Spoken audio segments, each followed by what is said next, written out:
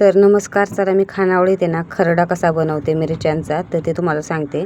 हा व्हिडिओ शेवटपर्यंत पहा म्हणजे तुम्हाला नक्की समजेल. हे बघा, मिरच्या घेतल्यात, शेंगदाणे घेतलेत आणि लसूण सोलून घ्यायचा चांगला.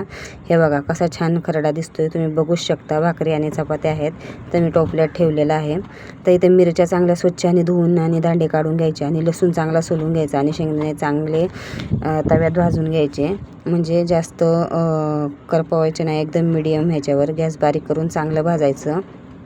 मी चांगल्या प्रकारे मिरच्या, शेंगदाणे आणि लसूण टाकून घेतला आहे. भाजीला जेव्हा काही नसतं तेव्हा आपल्याला वाटतं की खावा ठेचा, त्याच्यावर थोडंसं ताक आणि चटणी असली की ठेचा मस्त लागतं.